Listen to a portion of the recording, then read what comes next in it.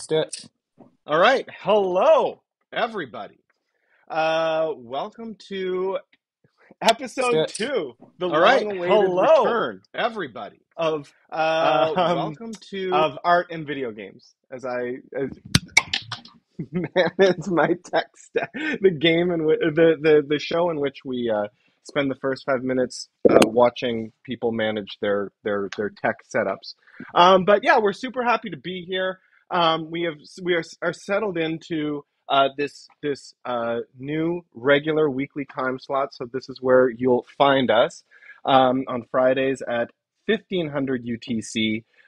Which is a nice way to start your Friday if you're on the East Coast or if you're one of our many European fine art gaming community super fans. This is the perfect way to spend your Friday afternoon as you loosen your lederhosen and hoist your first stein of Holsten Pilsner and start your weekend by talking some art and some video games. How's everyone doing this week? doing good. Great. TGF Friday. Right Yeah. It started. Did we all game this week? That's a good question. I gamed I'm like, so hard. I gamed so I gamed I'm like a puzzler now. Are you a puzzler? What are you puzzling? I do nonograms. I don't know if they count as games or not. What are those? I don't know what It's a those are. puzzle. Are you sharing screen? Can you just Google really quick nonogram? It's the most aesthetically pleasing puzzle. It's way better than Sudoku. Ooh. Did a good Okay, view what of is this? Actually, maybe I just grabbed my most recent creations. Uh-oh. How does this work? It's like a logic game. You fill in the boxes based on the information they give you. Okay, so like for I know, instance, like a this crossword. so for instance, like this part of the grid can only have a 1 and a 1, like Exactly. And then you end up, can you see my screen?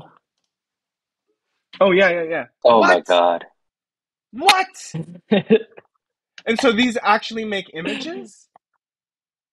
Yeah, they and if you go to Korea and you get the books there, they make really good unlicensed Whoa. Pokemon pictures and stuff. Okay, Damn, this that's is cool. and they're supposed to make pictures. Yeah, exactly. They always have a So picture embedded. so this is like a way of if I go and get like a massive, so you clearly have like 10 by 10 grids and or 12 by 12 or 24 by 24, and then this is a way of These encoding ones a are like Oh, picture 70 as a by puddle 70. as a puzzle. Yeah, Wow. exactly. So So it's on one hand like a really amazing database of pixel drawings. They also have to be pixel drawings that are built in just the right way so that by just describing how many filled in blocks on each row and column, you'll be able to figure it out because there are like impossible configurations that you would never be able to figure out. oh my gosh, this is so interesting. So this is actually totally relevant to the week that I had, which I was telling Billy before the stream. I had kind of a dead of a week, but the highlight of my week was that I had a coffee. I had a Zoom coffee with John F. Simon Jr., who you guys will all know, but maybe some of our listeners won't be familiar with, was a really a pioneer of digital art and of code art, and whose best known project is a project called Every Icon, which is like this, a grid of pixels, and the software just brute forces its way through every single configuration of pixel until theoretically every icon is produced, right? And the original version of this artwork would have taken something like 1 billion years to actually do it, but the gesture was that we're going to brute force our way to every image. This is so fascinating. This is essentially a form of encryption, right? Taking an image and encoding it as a puzzle. Um, can you, while we're here, I don't know if you can see my screen if it's big enough, but can you like help me solve this tiny one? Like over here on the left Google grid where it Google says one another one. site. Look for Okay. Katana Nonogram. They're the best interface I've found so far. Nonograms Katana online. Nonograms-katana.com. Yeah. Okay. Play in your browser. Basic Yeah. intro. Black and white nonograms, and you can just start like really small. Oh, does it make you do a tutorial? There you go. So when this says over here going down from the left, when this says 5, does this mean I'm literally just going to fill in all 5? Easy one. Okay, so this is this, and then what do these mean over here? So on the right side, nope, that would be wrong because it should be a group of 1 and then a group of 3. Oh, it's a group. Oh, these define groups. Okay. Oh, okay. So it was the letter There you S. go. This is Boom. wow. It's awesome. This is also like actually pretty like inefficient way to encode that image. Like it takes more symbols. Like, the code requires more symbols than actually like binary pixels on or off. Oh, this It's is fantastic. what's our definition of games? What is it? The like least efficient way or performing some action in the less than optimal way. I need to find my notes from last time. Yeah, because the Bernard's less optimal definition. way is more aesthetically satisfying. Or ludically. Yeah. Here we go. All right, let's do one more, and then we'll get onto this. This is just this is an incredible voluntary. Right. Oh, voluntary look at this. attempt to overcome unnecessary obstacles. Unnecessary obstacles is what we're all about. A voluntary attempt to overcome unnecessary obstacles. That is a beautiful definition. Did we come up with that on stream last week? Bernard Suits came up with it, but I think I got an award for getting it. I got a trophy last time. You mentioned it on stream, which made our stream seem really smart. That was a real highlight. Look at this one. Shout out Fingerprints DAO right here. Before we move on, Billy, you held up a book. So do you like have these books full of them? Yeah, I've got like 6 books now. Every time I go to Korea, I buy a new one. Yeah. It came from a Japanese game contest in like a newspaper in the 80s. The person who created it is something, their name is Mono something, I think. Nonograms. Yep. But I found way fewer books in Japan than I found in Korea. When we were talking about games this week on the Discord, one of the things we were talking about was like when games have all their information in one on the screen at one time. Right? Like where that and when you do that, then all of a sudden you doesn't even need to be digital, right? Because all that information is there. Like you need to potentially update to do update turns, but I remember having that moment like on the subway where someone was reading a chess book, and it was just like reading through a chess match, and I was like, oh, they're watching a stream, like they're watching a game stream right now. Like they're this kind of play that watching the playthrough and text encoded playthrough. Yeah. Well, that is brilliant, and we talked about that earlier. Billy, I think you were mentioning in our Discord about Super Mario playthroughs that were encoded into Tablature. Yeah. I pulled it out last time too, briefly, I think. Still got it from Radical Software Group. How to beat Super Mario. A, B, down, up, left, right. Yeah, it's so beautiful. Although, of course, I suppose that's a little bit different than what you're talking. That you don't have all the information in terms of like what's happening in the environment, right? Like if you guys are talking about a type of game where all the information about the environment is present, and this is where sort of like you encode like all the terrain is in the map, right? Whereas the Super Mario Tablature is sort of just a map. Yeah, that's true. I guess there's this idea of like deterministic state, or being able to like mentally map out the sort of full gamut of information so that there's no sort of hidden variable, which is like a big part of a lot of games, that there's like some unknown state or partially known state, and then there's the state that you have, and then there's games that have full full access to the whole information, like chess or like Well, Nonogram. And the Mario Brothers sort of does that on accident, I guess, by potentially there, does that. If you think of like the rules of the game as being accessible in code, then you would be able to like uh, play the entire state out. I think it's called Black Baron, White Knight. There are these two books from the 80s that they're choose your own adventure books, but they're choose your own adventure dungeon crawls, where as you are flipping through the pages, it looks like that kind of that like Fantasy Star where it's just like you're kind of going through corridors and then you can take a right turn, left turn, or like their old Dungeons and Dragons games. But it might not be Black Baron, White Knight, but the name is something like that, and it's like they're both like 350-page trade paperbacks where every page is like a viewport in the dungeon, and depending on which option you pick in the interface of the drawing on the page, that tells you what next page to turn to. um we talked about Tabletop Simulator too as being like a potential place to like try these things out in, and I know that there's like a Tabletop Simulator version of Black Baron, White Knight that kind of deals with that. You got to figure out what the real name of it is. I'm Oh, not getting any Black. results searching for that. It's Black Baron and White Warlord.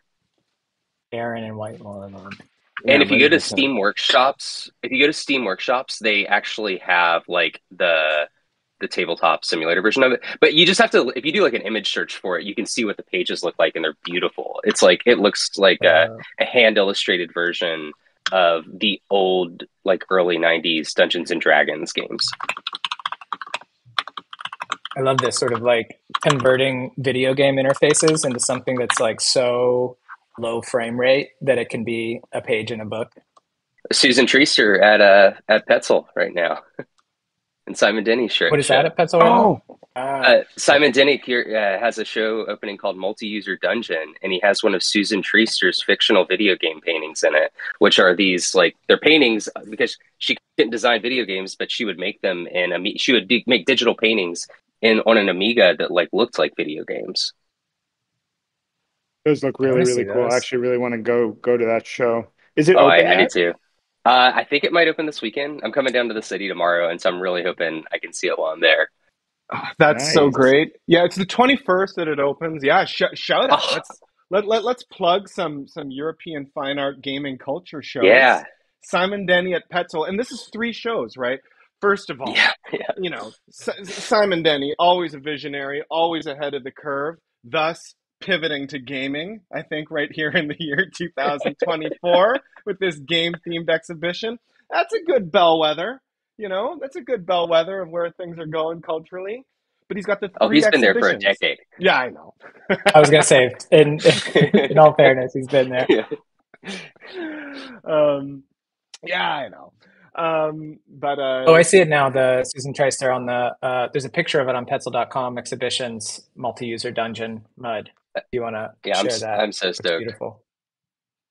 Yeah, look at her. Go to her website because she has pictures of them all. And one of my I talk one of my favorite projects was where it was she would make them on her. I think it was an Amiga, but then the whole idea was when she exhibited it, she would exhibit photographs she took of her CRT screen. So someone seeing the photographs would have no idea of knowing if it was a real game or not because it's just an image. all right, I should be bringing these images up. Classic. What should I Google for Yeah, our pull this audience up. here? Go to Uh, Petzel.com and click exhibitions. You can find right. it. and Yeah, it's then really her gorgeous. Or even if you go to her website, Susan Treister fictional video game stills, you can see all of them. All right. pasting the spelling of her name in art and video games chat, Mitch, in Okay. case you need. Oh, great. Awesome. Thank you. Exhibitions. Let's take a look here. Oh, It's yeah. also, if you just go to the mud exhibition, you'll find it as one of the Go to first the where? links. Right down. Exhibitions, There it is, center in the middle. and then mud. Mud. Okay. Yeah. Oh, there we go. Susan So fire. Treister. I'm gonna put this. And then if you on Google her one of name, her these. website has tons of them. I'm looking at them Yeah. right now. They look amazing. Yeah, that's where they're all at, and they're amazing. I love the aspect of making these photographs of a CRT. I feel like that's like a whole misunderstood aspect of pixel art that like, pixel art was all designed to be like squished and softened on CRTs in its like first generation. And now everybody's looking at like hard, crisp edge pixels and thinks that's what pixel art is. Yeah, we had a Uh, conversation about that. Oh, wow. right? Aren't these What? amazing? So these are photographs of CRTs. Yeah, and so she would exhibit them as, at least I think that's, this is all gathered from her website and from other people, but because I've never seen one in person, that's why I'm really excited. Um, that she would present them as photographs, Not which enough it's memory just for operation. I love it so much. Wow. Yeah, these are so cool. These are fantastic. Yeah, I mean, it was the photo. It's so funny. The photographs of the CRTs. It would make sense, just in the sense that it's such a simpler and more immediate way of doing the actual CRT feeling than anything else would be. Like Matto was Yeah. saying, right? Yeah, we're seeing all of these, frankly, bad impersonations of retro video game graphics, right? Yeah, it And feels so like rich and mysterious with the CRT stuff, like texture on it. It's so nice. I know back in like the 70s, like at Bell Labs, and like when people were playing with like 3M color and color copiers, like there was like this thing of like, how do you get what you're seeing on your screen onto other substrates? And people would just like hold up their Apple IIs on top of photocopiers to like make images from them, Oh, Oh, Like I think wow. I'll bet you that looked so good. I'll bet you that looked so that's, cool. I'm pretty sure that Joan Truckenbod's pieces on silk, that's like how she made them, was with the like Wow. putting the CRT onto a 3M color copier. That's so cool. I'm skipped ahead of you a little bit. I'm looking at a fire hydrant or fire extinguisher one right now, and I love it so much. Oh, right here. Okay, you were only one queue ahead of me. Actually, next one. Oh, next one. Okay. Maybe it's the next one even. Oh, Oh no. Oh, that's the cover. yeah. This is the Two cover more for from the there. Petzel show. Q. The Yeah, blue and red one you talking about? and Yeah. then one more. Oh, Yeah.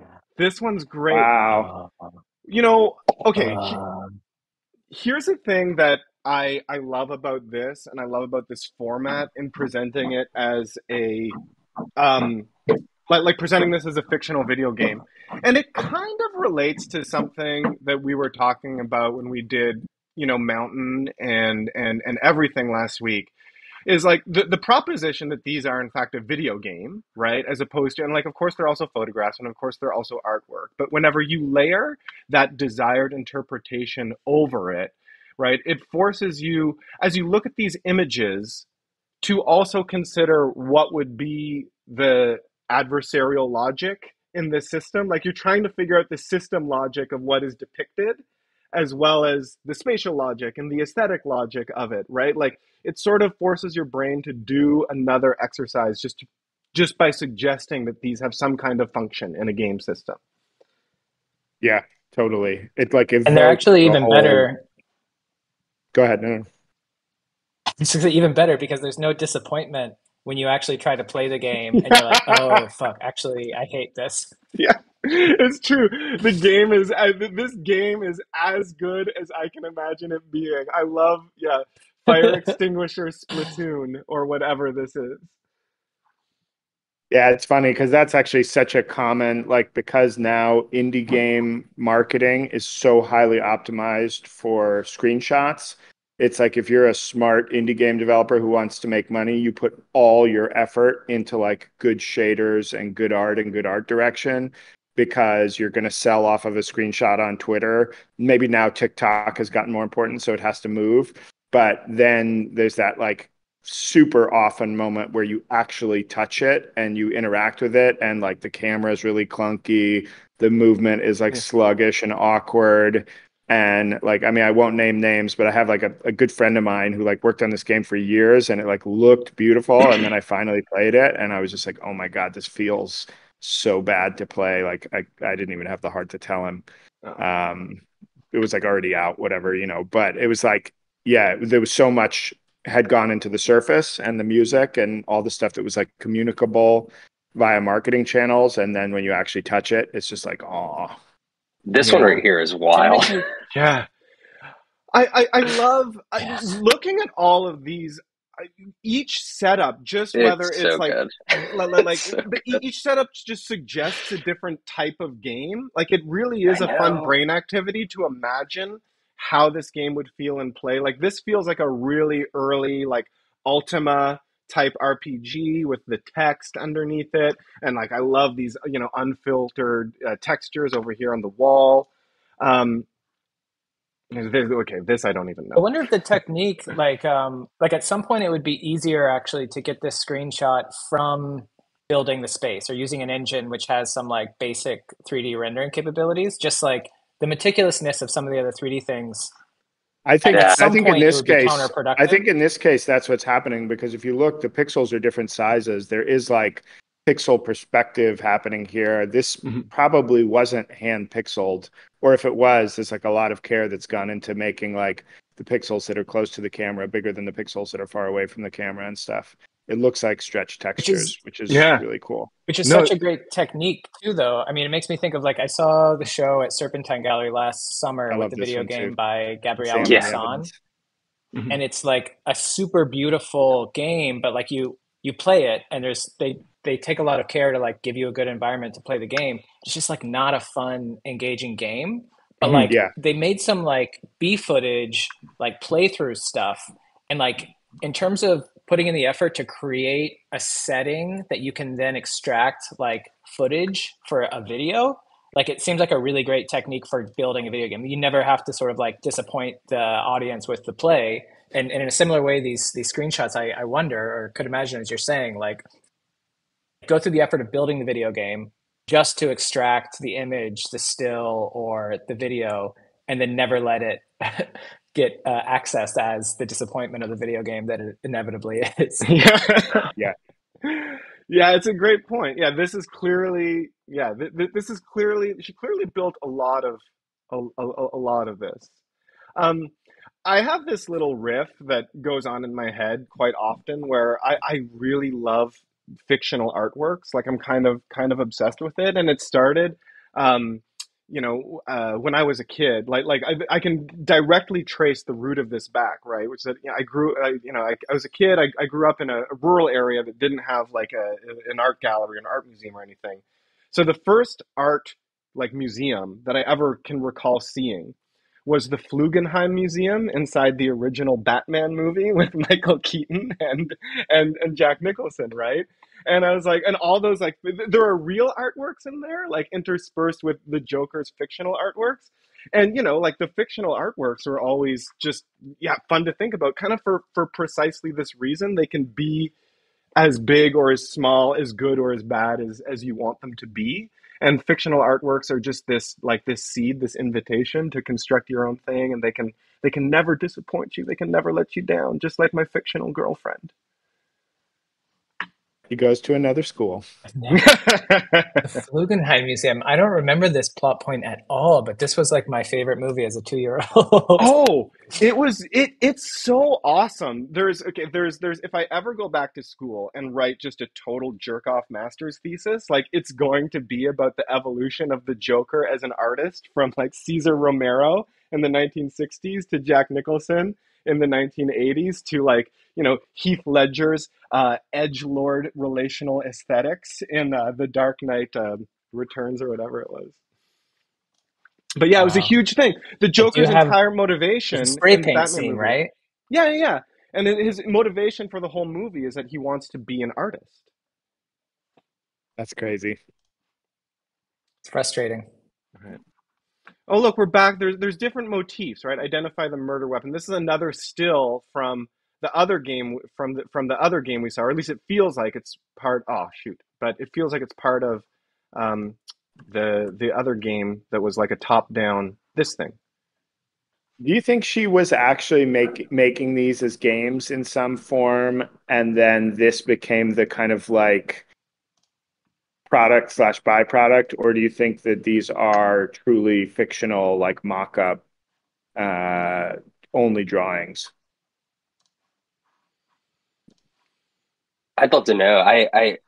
I know so little about her. I know the work that I see online, but like I would love to know kind of like what her relationship to this is.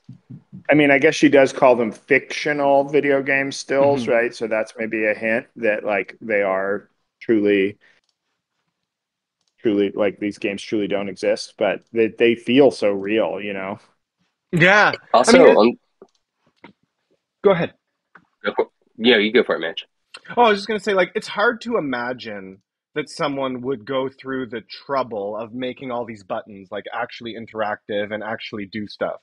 But, on the other hand, right, our artists do ridiculous, inefficient things. So who knows? But I was going to say, hey, man, maybe we get her on the show sometime and ask. Yes, Once our, That would be once our great. like, amazing. cavalcade of prestigious guest stars starts rolling in. Yeah, Maybe we should read the download my essay link from, get this, Video Games and Art, edition Andy Clark, Rita Mitchell, Intellect Books 2007. yeah. Okay. Where is Get that? Let that me Just take a gonna get that note on type that. PDF, this in the Billy. chat GPT. It's PDF. I will drop it in the chat. One thing I wanted to mention that I saw in like those kind of murder mystery whodunit images here. Hmm. Um, there is this game that came out last year called Shadow of Doubt, which Hmm. is a procedurally generated murder mystery game where you're in this town and basically it randomizes who the like not sorry, it randomizes the right word. It procedurally generates a murder, the entire city, all the characters in the city, where the clues are, what clues can lead to things, all the people you can have conversations with, their phone numbers, and so you become a detective going around this small little sandbox, like 3 blocks of a city, to figure out who solved, like who killed who, um, and Yeah, this it game feels does look really cool. Yeah, I saw this when it came out. I haven't actually played it. Shadows of Doubt, it's called. yeah. Oh yeah, sorry, Shadows of Doubt, where I think like when people talk of like, or at least when I think about procedural generation and what the possibility space of it is, like this is something I feel like I guess I imagine it's not easy, right? It's like This is this hard kind of mode. This is like like true hard yeah PCG, yeah like right super hard mode. Yeah. and um and it's amazing for it. Like I had so much fun kind of just poking at things. And this, I think this might relate back to Quantic Foundry, but just this like what type of player you are. Like, are you the type of player that opens every drawer in a bedroom and then like gets down on your knees to look under the bed to see if there are keys there? Like what kind of when you're in these spaces, like how do you explore them? So this is all this content is procedurally generated. The things that this character is finding on the ground, these clues, the content of someone's Yes. computer. Wow. That's nuts. It's And you're fun, like making honestly. this kind of board where you're connecting all the evidence you find, the people you talk to, the phone numbers you get, the voicemails you listen to on people's um, answering machines to resolve it. Wow. Like passcodes you get, keys you find to unlock doors. It's a small world though, because it's doing so much. Like it's not like this really expansive open world thing. It's like only like a few blocks. At least that was what it was like when I played it last year. But I thought it was a really interesting kind of take on this, and Susan Treister's like interface was like really making me think of it. Yeah. That's great. I'm gonna check that out. That's such a Um, There hard was a design demo. strength, though. Like getting enough randomness, but not too much randomness, and like still having coherent, dramatic arcs while not being repetitive. I imagine that would The have been bowl of really oatmeal. frustrating on the design side. Yeah, Yeah, What's the bowl exactly. of oatmeal? well, yeah, Dr. Kate Compton. Yeah. yeah, yeah. Dr. Kate Compton. Oh man, yeah, we should talk about her sometime. But yeah, it is really hard. I mean, I'm sure we'll talk about it more, I think, when we address one of these games. But a lot of these procedural fiction games, right? Like there was a really popular one that came out a couple years ago, Wildermyth, right? Um, Oh, that sounds familiar. It's a pretty nice, like it's a sort of turn-based Oh yeah. turn-based strategy type game, roguelike. Let's combine all the genres, right? Roguelike, turn-based strategy, but then the real innovation was procedural narrative. But it is they have the oatmeal the bowl of oatmeal problem, right? Where it is like, of course, you understand on an epic adventure, we understand there are rules for writing an epic adventure. There's a sort of universal design standard for that, but adhere to it too closely and just adjust the parameters, it does all come out a little bit samey. But we'll check that out. Um, so that was fun. Travis, you mentioned something while you were talking, and I wonder if we want to pivot right over to it. When you were talking about the Quantic Foundry gamer motivation profiles.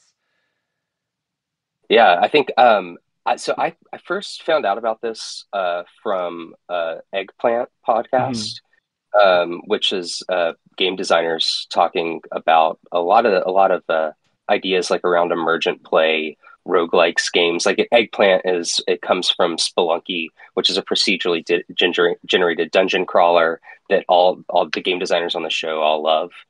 And it's been for me an amazing resource of references and kind of uh, yeah, hearing game designers talk about the things they love in games. And it came up in one of their episodes, and I don't remember if it was like kind of like a quickly they referenced it and then moved on, or if they spent some time on it.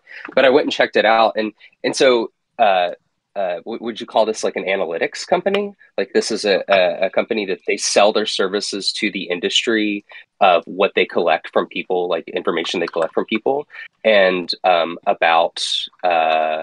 about your preferences when playing games. Mm-hmm. And I found the process of doing it, like I was asking myself a lot of questions about the way I play games. And I like not, I don't know, I had never kind of started to dissect the aspects of gameplay that I liked more than other parts. Because I always think about like, I'm just like, oh, let's check this out, see what this is about. Like what it like, and it either hits or it doesn't. And it's like, I know that there are things that I like less, like FPSs are not usually my jam, but at the same time, it's like there's sometimes those are great. So having the survey was like a really interesting way, especially as I started having friends take it too, to kind of, I feel like, get some other perspective on the things that we like in games. And um, yeah. That's kind of where I'm at. Well, so that sounds great and sounds like a good conversation. Also sounds like a fun getting to know you exercise as we're here in our second episode. So we were thinking that we would do it. So should Sure. we Rip. should we give it a go? Yeah. Now, you guys have done this already. My mouse battery just died. Yeah. You guys have done this already, right? Yeah. And I have not. So I figured that I would go through and do this, and we can all kind of also shout out our answers, and then compare, and then figure out, you know, if we are compatible enough to have a YouTube stream together. So there's some high stakes. I think the future of our relationship really depends on this survey determining our compatibility. So let's jump into it. Okay, so this is Quantic Foundry, and just like you said, yeah, this is a marketing thing. This data will be used, I'm sure, to like in shitify future AAA video games. So Oh happy yeah. to do our part. Okay, what is my gender? Male. How old am I? Oh boy, yeah, we're gonna skip through that one. Um, okay, in a typical week, you guys, how many days do you spend at least 30 minutes playing a video game? mm, Have fun. I think 4 to 5. I would say by evenings. It's kind of like a thing I like to do in the evenings. The puzzles count? Because I'm like way up there. So Yeah, Yeah, I'm definitely like it's every evening for me, and it's gotten worse since I started being able to convince myself that like playing video games is research for my art. Um, Mitch, this is your practice. I This is your know, but practice. it's like maybe I don't. But look, man, when other things like when soldering electronics was my artwork, I didn't do 3 hours of research every night before bed. Maybe it just means I found the right genre for me. Okay, guys, do you think am I a casual? Well, I'm not a casual gamer. Am I a mid-core No. or hardcore? Because I'm not competitive. I'm not really good, but I do play video games for 2 hours every night. Hmm. That's a tough one. I would probably say hardcore, but I think their categories are poor. So Yeah, yeah, this isn't the best dissection. I would say hardcore I too. would just never want to refer to myself as mid-core. It's true. I weirdly do often. I do often refer to myself as mid-core, which is maybe a self-esteem issue, but um, no, because I'm radically mid-core in every way. Okay, these are all the Oh God, things. Yeah, I that's play them. I play the games on all the things. Okay, so now here's the fun part. I guess it's saved this in my cache. Some things that I got halfway through this. Some recent games in the past few years that I have enjoyed playing. You guys holler some out while I enter mine here. Elden Ring, Yeah. Tot K. Pikmin, Zelda.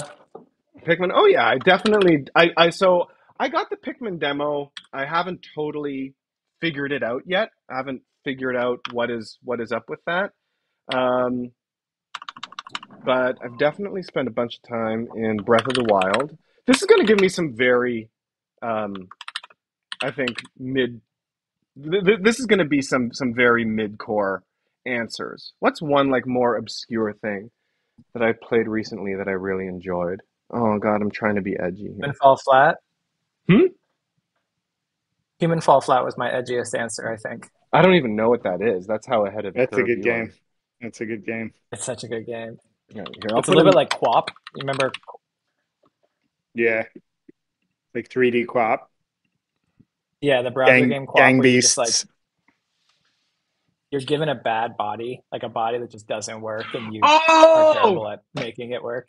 Quap. Of course. And no, I never thought to pronounce it like that. Yeah, QWOP. Um, yeah. I never. That makes sense because at first I thought you were saying co-op, like it was some kind of multiplayer game, and in fact, nothing could be further away from a co-op multiplayer game. It's a game where not only do you not collaborate with other people, but you just do battle against yourself. Really. Um, am I currently playing any mobile games? I'm always trying to find good mobile games. I'm always trying to find games that are doing interesting things on my iPad or phone because I think that is just such an exciting place. But well, Billy, you know one. Suika, Oh yeah, of course. you know one. Yeah. You've probably played more hours of it than I don't know about that actually. No, I was on that ship for a long yeah. time. No, but so I was introduced to Suika because of Billy and because of the art project he did that was inspired by Suika. So then I'm a big researcher. I'm a big researcher, and so obviously I got the game on Nintendo Switch to do research. My family discovered it, and it did become our family nighttime activity for like a whole week. And it was so weird how easy it is to kind of like armchair quarterback someone else playing Suika. Like that is an unexpected emergent property of the game, I would say. Are What there was any other? Immortality? Oh, What Immortality was is one what? that. Immortality is a game by Sam Barlow and his development company is called Half Mermaid, and he has Uh-huh. done 3 games in a row that are like the headline would be full motion video games are back. All right, let's reboot full motion video games. After Night Trap and whatever those were, um, but those games are. I mean, I think that they're super super brilliant. They're well executed on every level. I think that they deserve to be considered as experimental cinema. There'll essentially be a collection of video clips, and the whole game mechanic is just browsing through the different video clips and figuring out what Oh, happened to solve a mystery. yeah. Wasn't there? Okay, I think I played one of these where someone like committed a murder, and you were like watching all these videos of her. Is this like? Yeah, it's Where her story. Her Is that it? story. yeah, that Yeah. one. Yeah. Yeah. That's Sam Barlow. Okay. Yeah, he's brilliant. All right. Are there other games I've enjoyed? Let's always like to give Kentucky Yeah. Route Zero a Yeah. shout out. That's a really important Heresy. game for me. While I'm at it, oh, you know what? Here, let's just choose some other things. I'm just on the and let's see. Sure. Try to get some diverse games in there. Okay. Stay on the. How important are the following game elements and activities to you when you play games? All right, becoming as powerful as possible. In games or like in life, I'm gonna say. Extremely important. I'd say it's only very important. You get to a point in games where they stop being fun if you're too OP. Completing all possible missions and achievements. Where are you guys on that? Too 0. much. I would I say like it to do depends on like the game. 10%. I like to do 10%, 100%, and then 90% I just never get to at all. Does Yeah, that make sense? I I get play that. as if I'm that player, but I give up way too early. I'm in the very, I would say I would put it very important because if it's a game that I really like, then I do want to like open every drawer. I want to like go to every room, talk to everyone. Um, and sometimes I have trouble and sometimes I do that even when I don't like the game. And Mhm. then that's like the moment of like, wait, why am I getting this person two chickens right now? I don't like this game. And It, then it's like that's when I stop. it's always up Yeah, to a whenever I point. realize that I'm just running errands, that I'm like, oh fuck, I have to Yeah. run my own errands actually. Yeah. And that's how I I have to end get up some like real Billy. chickens. Yeah. Well, because I end up giving once I start delivering too many chickens. Once I start delivering too many chickens, that's when I give up, right? Like, and it Yeah. sucks. Like, I gave up on Final Fantasy VII Remake when I hit that second patch of fetch quests. I was like so into it, and then it lost all its momentum by giving me. There's literally just an area, just a big spot, just a big hole in the game where you get to do a whole bunch of fetch quests, and that actual desire to 100% stuff works against me because if I could be Yeah. more of a quitter, then I would just ignore it and go on and enjoy the story and enjoy the game. But I can't. It won't let me satisfy that completionist part of me, um, unless I deliver all the chickens. That's actually one of my goals right now. I've been thinking about replaying the original Final Fantasy VII, Mhm. and I'm wondering if I can power through it just as quickly as possible. Like, I don't think I have it in me. Like, I don't think I have it in me to just be like, okay, what is the next thing I have to do? I'm just going to do that and move like along the path. Like, I feel like I have to stop and talk to people all the time. Well, it's I because have a question kind of like related to this. Do you guys in this completionist mode, do you use walkthroughs and cheat? Oh, yeah. So it depends. Like, I would say there usually is a point. Like, even in Baldur's Gate 3, I was just like, wait, okay, I'm about to make this decision. What are the potential impacts of it, because I can see, and then I go and I look at all the potential decisions that could mean and be like, that's the one I want, like then like kind of mm, going to see that map. That's interesting. Yeah, I feel like I think this is why I got bogged down on Elden Ring was I didn't want to cheat or use walkthroughs or like look stuff up. And so I was just like kind of grinding through it, but then it took me so long that I like ran out of gas. yeah, I'm this. Hmm. I will always the first playthrough like not do anything and then just live with the consequences because that's really fun. Like my playthrough of Baldur's Gate 3 is messed up because I didn't look stuff up.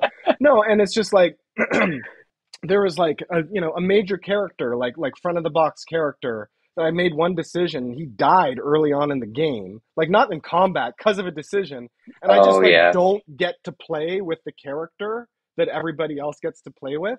And another one that I just missed, I never found. Like I have a ridiculously incomplete playthrough of Baldur's Gate 3, but it's mine. I And I feel like like that. that's cool. I feel like you have to commit to that. I don't Yeah. know. I feel like I'm opposed to Travis's style of playing. It's It's I think wrong. You're wrong, Travis. whatever. I could care less about Morally that. wrong. Well, I would say that like when it actually kind of goes back to Final Fantasy VII too, and realizing when because I didn't have like a strategy guide, and then found out that I missed Yuffie, like, and I was just like, I wanted them, and then I Yeah. see the strategy guide, and it's like, oh whoa, I like missed all this stuff that I wanted to see, and I think so ever since then. And then I would say the other thing that happened is that wikis are huge now, especially for Yeah. the kind of games that I like, which are kind of sandbox emergent, like how do these systems work together? Like there was a period from like 2002 to 2010 where I didn't really play many video games. And it's like I came back and played Skyrim, and now everything had a wiki. And you're like, this Yeah. is how you learn about like what all the mechanics are. So in most games that I really like, I think about the wiki as the instruction manual. It's just the instruction manual now tells you everything. Yeah, And no, I do actually think that's a whole interesting thing that I feel like Spelunky is one of those games that like was kind of like half played on the wiki. Like it's like trying to just brute force discover everything there.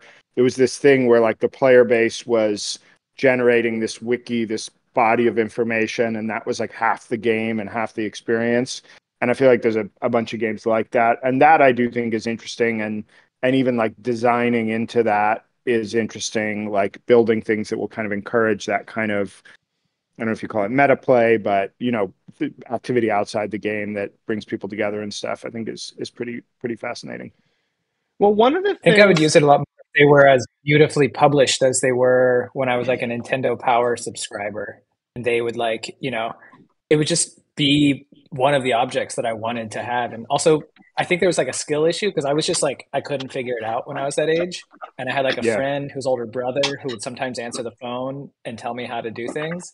But like, I was so embarrassed to have to make those calls that I would much rather have this like book. But when it's online as a wiki, it kind of feels like the older brother a little bit more. Like I want like the nice guide with the glossy pages and the pictures and the extra drawings. And one last thing on this, because so I there's this really great studio in Japan called M2 that like they remake and repackage a lot of games. Like they do a lot of Sega games, and the series is called Sega Ages. And for instance, they repackaged Phantasy Star and kind of made it a lot more playable. But Hmm. even in its more playable state, going through those dungeons is just like that's not what I want. And I want to experience the game.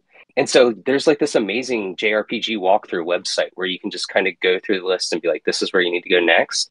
And because of that, I was able to experience the whole game, which was amazing. Um, Yeah, so it's I like, do. I don't know. Yeah, Like no, I think definitely. I mean, there's like also, so many ways of thinking sorry, go about ahead. that. And it's like I've never thought about it as like I feel like aimbotting would be like a different kind of thing or something when you're playing with others. But yeah. See, that's Yeah, yeah, so no, I mean, I'm interesting. obviously being totally facetious. It's a weird impulse of mine to like not want to do it that I definitely notice. I do think that also there's this whole weird commercial layer of like Mitch's point about the fetch quests in the middle of Final Fantasy 3. A lot of that stuff is literally put there to pad play time Yeah. because they're like, we have to charge this much money for it. It's coming up under 20 hours.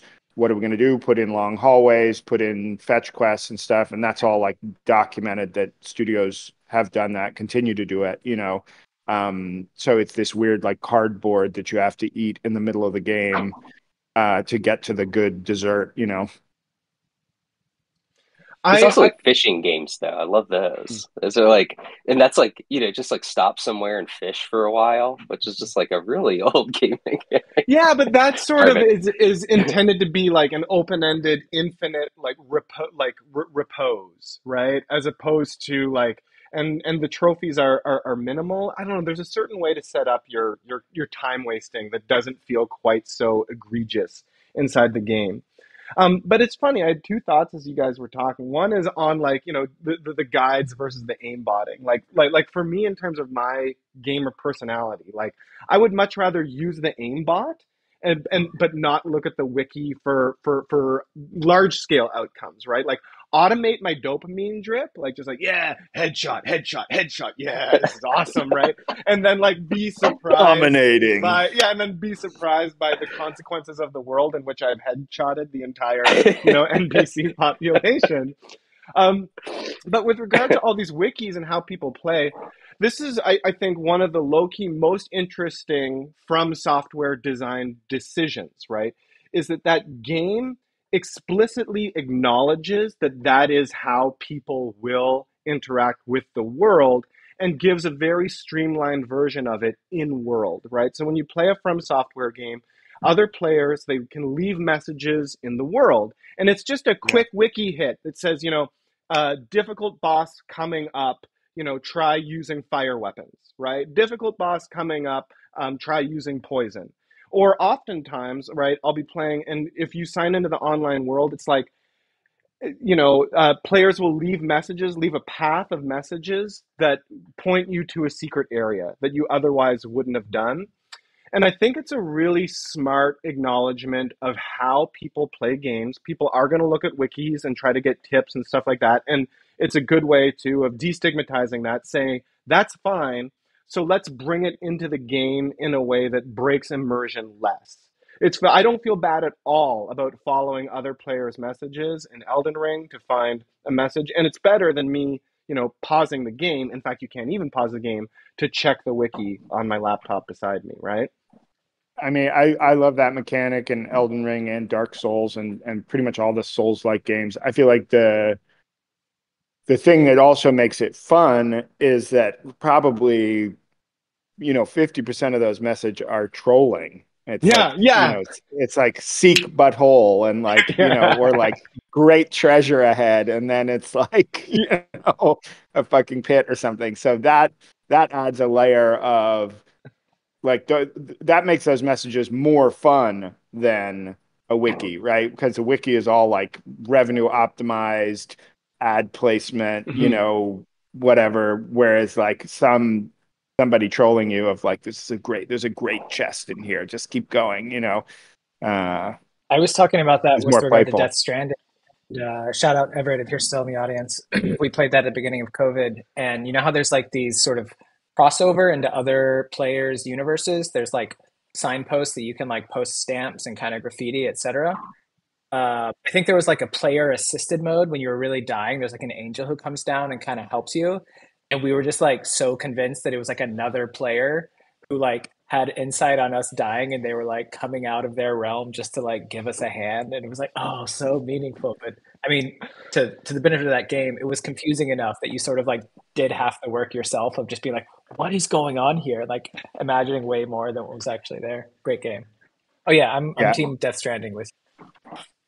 Same. Yeah, no, I'm totally Death Stranding is objectively the best art game ever made. Mitch. Oh wow. Okay, we're gonna do that one soon. But I love that system as well. It's also like a really cool form of this kind of like massively single player thing of like, we're in this world, we're alone, but then there's this constant weird messages from other players. And I feel like that's a really special feeling both in Elden Ring and Death Stranding.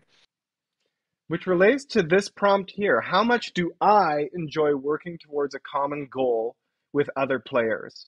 And a recurring theme that I've found in the last few batches of questions is I hate multiplayer games. Like I truly hate them. Being an agent of chaos and destruction. Yeah. But and I don't like the co-op games. I don't like the competitive games. Who doesn't enjoy blowing things up? And I only enjoy a little bit helping other people in games. In real life, sure. Games, yeah. Well, like in SimCity 2000, right? There's that option where you can kind of make hurricanes and like aliens and come down, or that maybe that's 3000 with the aliens. Make a meteor hit your map. I would do that once, and that was it. I don't need to do that. Like I feel like there are people that played that. Like that was the thing they wanted to do. Like I'm going to build the city so I can destroy it. Like that is like the move. Yeah, that like caused me psychological pain. The helping people thing reminds me, I went to the Autonomous Worlds conference in Istanbul, and the talks just went up. And if you haven't seen them, I highly recommend watching them. The founder and CEO of EVE Online had really, really really interesting information, these data points from like interviews with all of their players. Because, I mean, they're the longest continually running game ever. It's 20 years of a consistent, persistent world. And the game is sort of like so punishing. Like if you just show up, people destroy you so quickly. Like newbies have such a hard time. But then they did all these player interviews about the profiles and the things that people actually like and get the most enjoyment out of it. And like by far the number one was helping other people. So it's like you create this extremely punishing environment in which it's just so aggressively adversarial. And the thing that people enjoy doing is like helping each other out. So they'll come and they'll kill you. And then they like teach you about like how they killed you and why they killed you, and they'll like take you under their wings and like show you how to like survive in this awful world. And that's like the number one player strategy, is just like being nice to each other in like, which is so counterintuitive. It's Yeah, no, insanely counterintuitive. I've definitely played some Eve, and I do feel like for me that is probably those are like the most memorable experiences of MMO style games, including Eve, is that thing of people, more experienced players, kind of taking you under their wing and bringing you into the deeper parts of the game. It's very memorable and very human and feels really, really good. You know, it's like, and yeah, those, and I do think that there's a real insight there that Eve, because it's so hostile and kind of brutal, that it makes those things way more meaningful when they happen, right? If it's like Club Penguin and you're just kind of like sending heart emojis to each other, like that doesn't mean anything because it's cheap and it's kind of free, right? There's no cost. Whereas like everything in Eve has like a real money value. So if somebody like gives you a spaceship and helps you, like it's like they've actually cost themselves something, and it has like a different kind of impact. That is so surprising to me. So I've never played Eve, and as you guys were talking, I was wondering how did they manage to foster an actually healthy online gaming community? And my first thought is, oh, there must be no money involved, right? Like, so what you've just said blows my mind. It doesn't try. I almost don't believe you. Like that just sounds insane. Yeah. Well, There's the other it's like about, motivation yeah, there go is ahead. people Yeah. who like build real world skills. So like all these people like transition their like accounting skills and spreadsheets that they had for running their business and EVE Online to like bootstrapping real businesses outside of it. It's That's so amazing. weirdly like real world. No, I mean, And they Eve, also, I think, have been like a place to dog food some of the most like effective online content management, and like DAO playbook is like exactly there. Hmm. Hostile, yeah. online, anonymous assholes. Just like how do you get them to play together in like Mexican standoff ways or something. Yeah, I mean, I've definitely met a bunch of people in the NFT scene who are ex Eve players, and who were like good at Eve. You can be very good at crypto and NFTs very fast. Like it's very, very much the same thing. And yeah, if you're used to like hostile, anonymous, permissionless environments, it's those two things map really well. I mean, also, I think the crazy thing about Eve, Eve, I think it's really makes a lot of sense. I mean, we should actually just do an Eve dedicated episode, because I think it's that big and that deep. But it makes a lot of sense. I feel like Eve is the autonomous world before autonomous worlds. It's really a stretch to call it a game. It's really something else. And like you have crazy stuff like, I think this guy was like one of the senior people in Goonswarm when Goonswarm was really huge, which was like one of the big Eve alliances. And then he died in Benghazi. He was a IT administrator for the State Department, like very kind of high level security person who was role playing a very high level security person in Eve Online. You know what I mean? So like those kind of stories come out of it, and you're like, oh, okay, yeah. Matto, there has to be some long form YouTube video essays on EVE Online. Like I would love those Watch links. the Autonomous Worlds. The CEO gives like a really great overview, and we'll tell you all the, because there's history books that have been written, and it'll tell you Yeah. like which history book to read for which segment of the history of I EVE mean, Online. Definitely. just read, if you're actually interested, read Empires of Eve, which is it's like a history book about the early history of Eve, and the first like big wars and the big alliances, and it's incredible. Yeah. We'll post that lecture in the show description after this thing is posted, because that does sound super super fascinating. Just making a note of that. How's your Okay. gamer motivation going, Mitch? I think I'm on the last question. That's why I paused, and then we'll figure out what Really? kind of I feel like what this kind thing of a was so dude I am. long. Oh, well, I thought it was like 30 minutes. I was kind of going through it. Yeah. As everyone was yakking. I felt like, oh, we don't have to like debate every issue. So this is, do I put a lot of thought and effort into the character creation process? Meh. I guess I am just pretty mid-core. All right. Oh man. I know. I think I'm just gonna skip this. All right. Let's see what kind of a person I am. God damn it! The architect. Oh, Okay. so good. My So quantic good. gamer type. I'm gonna read this out, and then I want you guys to reveal what quantic gamer type you got. So this is extremely frustrating for me because I often describe myself as a recovering architect. I did my undergraduate degree in architecture. Shout out This is so Carleton good. So University. perfect.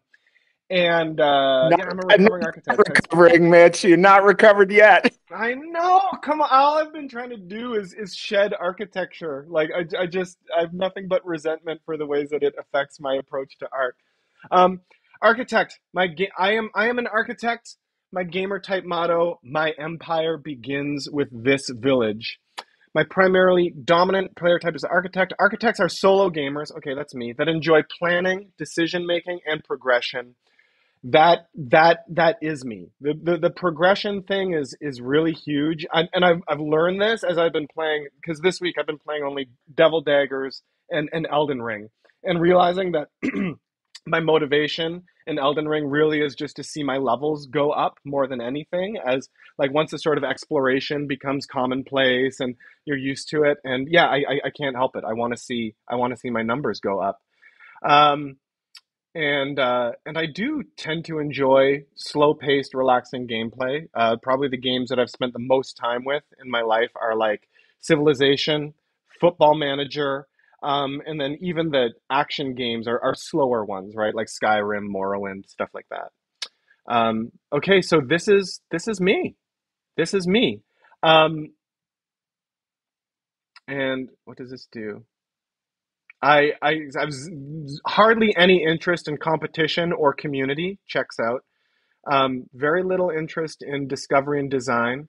I like fantasy and story. Challenge and strategy is a big one. And this is it. Mastery. Mastery, achievement, and immersion. That's me.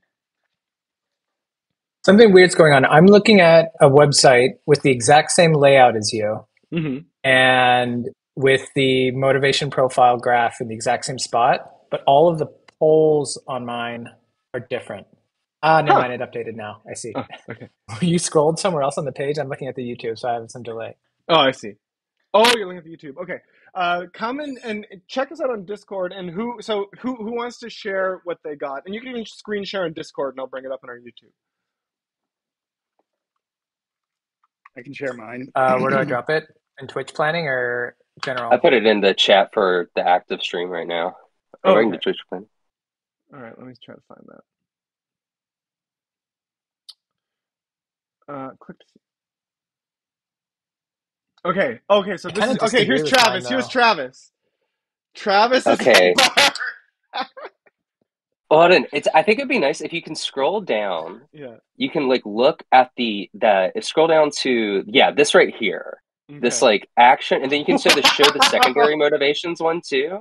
Yeah. And it's like, this is the thing that I really wanted to see us all overlapped with, like in relationship to each other, like how we think about this. Mm-hmm. Take us through this, Travis. Travis, walk us through your thoughts on this. And once you're done explaining your thoughts on this in general, please explain why you are the most min-maxed personality I've ever encountered. Okay, hold on. Can you go back to the show, the primary motivations again, so I can see it? Yeah. That's what it looks like. Okay, so I think this has to do with,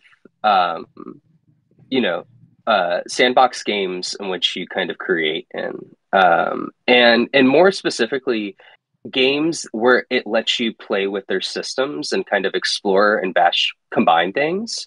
So like I'm excited to talk about Infinite Craft for the same reason, right? Mm-hmm. Of like how can I make these things together? It's I for instance, when we put, can you go to yours again? Like, I think it feel like it only starts to make sense for me when I start to look at it in relationship to other people. So for instance, like your immersion, action, achievement, and mastery are like so much higher, right? Like they're all of those I'm are like literally the opposite of you. Like I I go out on the axis where you're 0. I think this means that I'm mid-core and you're hardcore. I think that's exactly what this means. No, you can't be mid-core. Like, you're too min-maxed. But sorry, continue. Okay, let's see Billy's.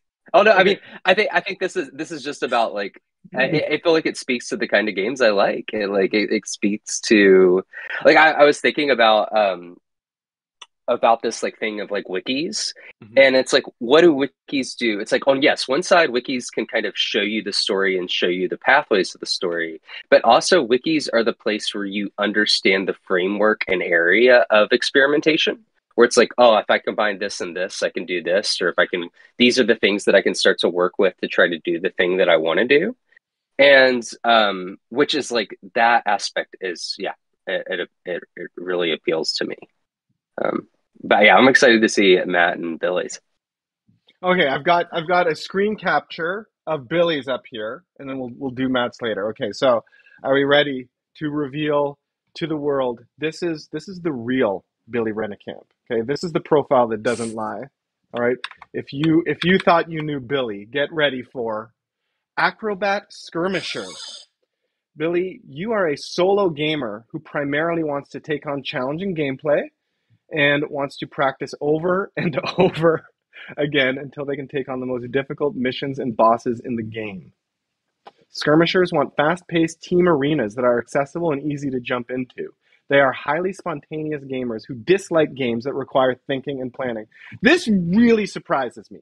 This really, really surprises me. This doesn't sound like resonate you. with me.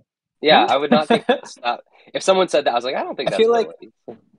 I feel like those two types are actually also quite different from each other. I mean, there is some like real overlap in them, but the fact that they're very different makes me think that like I didn't fit any of them that well. Like I think my gamer type is like ADD. I'm a different gamer type every 5 minutes or something, so it doesn't stick. I get the opinion, or I get the feeling, right, Billy? I think of you as someone who gets pretty intense about certain games in terms of understanding them and playing them with other people or playing them by yourselves. Like you could, like at least I remember like when you were really into Othello, right? Like you did a lot of that by yourself, right? You played yourself a lot, right? Like, so it's like, it was just you being really into a game to kind of understand it. Yeah, like this description does resonate with me, but it just feels like very much the way I play sometimes on some games. Yeah. So, put me in calm, spontaneous, grounded, and inquisitive. Yep. All right, let's do Matto, and then Travis. I want you to. We still have a game to play, after don't we've we? done Matt. Okay, ready? Here's Matt. Skirmisher. Oh. Skirmishers want. So this is you're actually. Oh, this is perfect. This very is similar. perfect. Just like so. So this is, you found your Cupid connection with Billy, your fellow skirmisher. Fast-paced team arenas that are accessible and easy to jump into. They are highly spontaneous gamers who dislike games that require thinking and planning. Whoa! This is a min-max chart as well. Yeah, no immersion. Yeah, I mean, it's funny. No achievement. Yeah, achievement. Social, well, 97%. Whoa. That's wild. Yeah, but I mean, I think I have a similar response to Billy, and I think probably if I had like taken longer to think about this, it might be more nuanced. But I do. Well, look, the single game that I have overwhelmingly the most time in is Dota 2. I've played, like 8,000 hours of it, which is why this looks like it does. I really do like, um, well, I like a lot of action games, and I like online action games. Although I don't know, I mean, also like Factorio, right? Factorio doesn't show up anywhere in here, right? Which is only thinking and planning. And so, but yeah, like story, absolutely zero interest to me. Um, Achievement in the sense of like completing things or, any of those kind of like, I'm just not interested. So, but I'm kind of surprised that mastery came up so low because that's definitely high for me. That's where something like Devil Daggers fits or Dota. So this framework is like limited. Hmm. This makes me think of that game Generals.io. I don't know that game. Generals. That's that was like it's like the minimal Dota browser Ooh, kind of thing. Actually, we should okay. probably use it as a game on this Switch because we can all play it together really easily. And there's another one called Shapes.io that is like Yeah, minimal Factorio that I that really game love. is cool. I think. Yeah, Yeah. I like that one. It's like a nice minimal interpretation of Factorio. Yeah, I think that like that's something that's for me interesting is like this the on its primary motivations, I think. Like what does mastery mean into you all in this sense? Like what it what is like I was thinking of mastery and immersion as being these words. I'm like, what is that? What part acrobat skirmish? Well, we have our labels Oh here, yeah. right? This Our is like types were this is who we are. just keep it like that, Mitch. Yeah. It, and so yeah, like Boom, ship it. I would say that that yeah, I think that it all four I would imagine all four of us. I know Billy and Matto just said this right that this doesn't feel exactly right, right? It doesn't feel Yeah. it's the question. It was the questions that really were started to make me think about this in relationship to others, in terms of the things that I enjoy in games versus, and like I think we were like I could care less about the story. Like I think about the thing for me of Elden Ring was visual storytelling. Like that was the True. experience for me that I I loved mean, the most. I And mean, so that's it's a like really important distinction. Like world, I love world, yeah, right? Like yeah, Elden yeah, Ring is like my favorite thing probably about Elden Ring is the world and being in the world and the feeling and the emotion of the world, right? But the linear story of like this character said this, or I'm like, get the shit off the screen. Like I don't care at all. You know what I mean? Um, I mean that might be like overly exaggerated, but I do think that doesn't show up in this very well at all. Like if you put the kind of world building, and that's why I love the Souls games, right? Because it's this kind of indirect world building or visual world building, kind of environmental world building, and I don't have to sit through like tons of cutscenes. and that was okay for you at Death Stranding.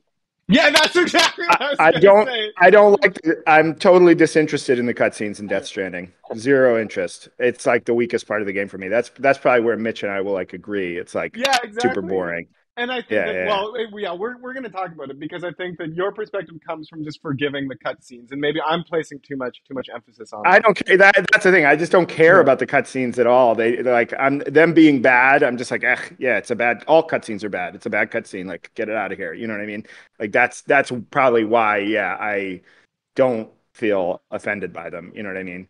Um, I'm so going back. that's an interesting one. I mean, I do think to just talk to the point of mastery, like I think that one of my favorite things, and specifically about Devil Daggers, which I know we're gonna play, is there's this very clean, like this is why I love roguelike games. It's why I love Dota. It's why I love Devil Daggers. There's a clean reset every attempt, Mm-hmm. right? There's no persistence between playthroughs besides what you yourself have learned and internalized, right? That's why I love Spelunky. You know what I mean? It's like you're learning the system and you are not, it's not a level going up. You yourself are actually getting better and having a deeper understanding of what's going on and achieving Mm-hmm. more, right? Or expressing your fluency in the system more and more. And then if I get to kill and dominate other people while I'm doing it, even better.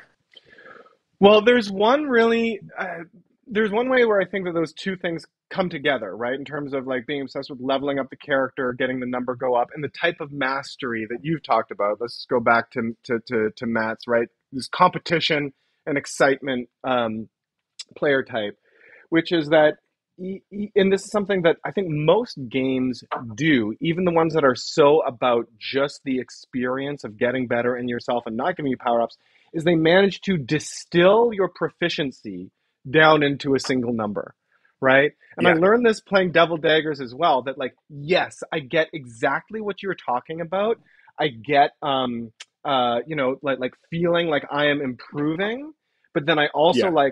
but my number goes up because this time I lasted 60 seconds, right? Yeah, And exactly. it's But a it's a perfect, meaningful number. It's not like yeah, a fake padded juiced number, right? It's or like an one that will just go objective up. number. Yeah, like Yeah. your level in most RPGs will go up without you getting better, just you You can progressing just and doing the grind, same thing. Yeah, right? It's exactly. like grinding is I mean, sometimes I can enjoy just like mindlessly grinding, right? It's kind of relaxing. But like generally speaking, if I'm like forced to grind things, I'm out. You know what I mean? It's like I do not want to grind anything non-optional grinding. I just have like zero tolerance for.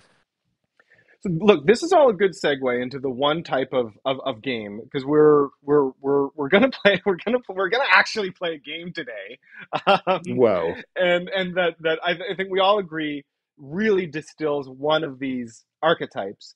But if you can give me 1 minute to get a new battery for my mouse, gentlemen, talk amongst yourselves. The worst thing that could happen before this game.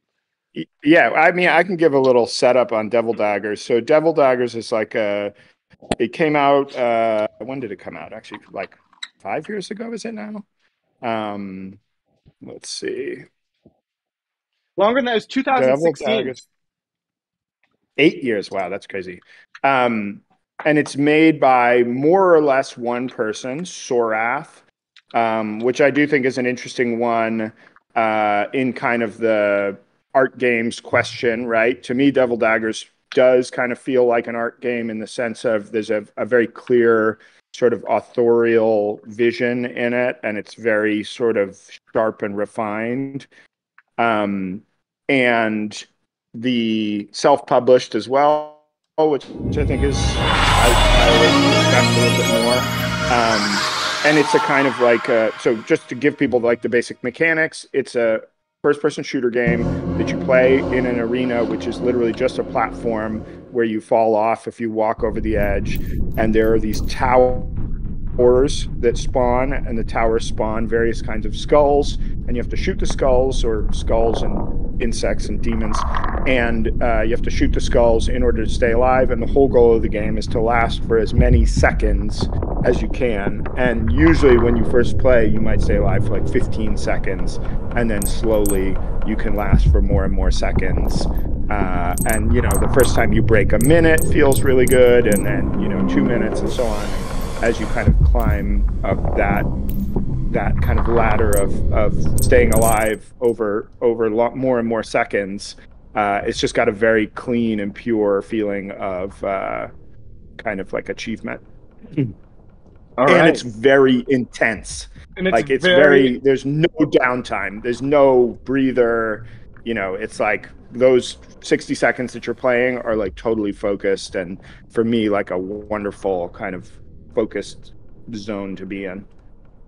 And that is a great setup. And I got my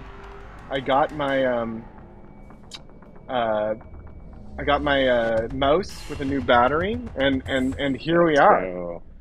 Anything to add to that, Travis? I know this was one that you were really excited about as well.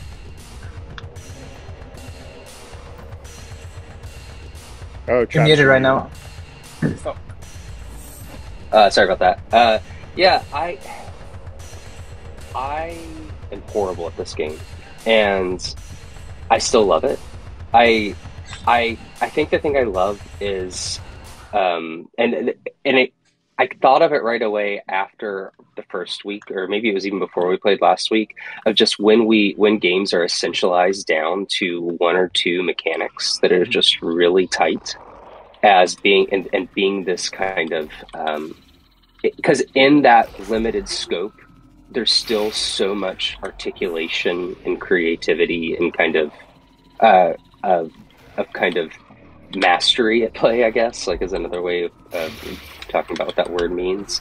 I love that not only does this is it quick that it starts back again? Like there's like a lot of nice game design aspects of it in terms of how fast it is and how fast you get back into it. Yeah. But also that it records your scores so that other people can watch it.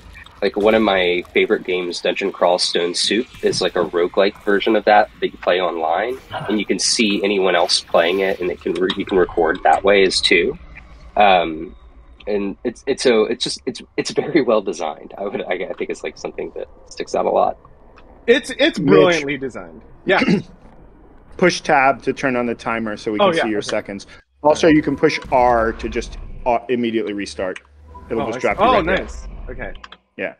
Awesome. Thank you. For instance, when Matto, like first we started talking about it, you're like, oh yeah, we can watch my best attempts, right? And which is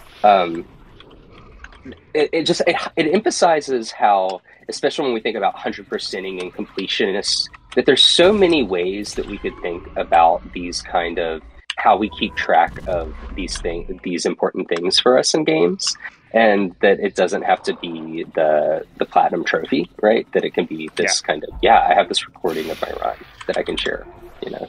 Totally. Yeah, no, and I think that having for me, like the recording of the runs, it really, and if you watch like some of the best runs, you know, the like world best runs, like it really emphasizes the performative nature of play, right? That you're like, that it can be meaningful to either watch your own runs or a world best run or somebody else's, you know, good run, which I think is really interesting in terms of like, what is the player bringing to a game? For me, that's because this is so kind of minimalistic.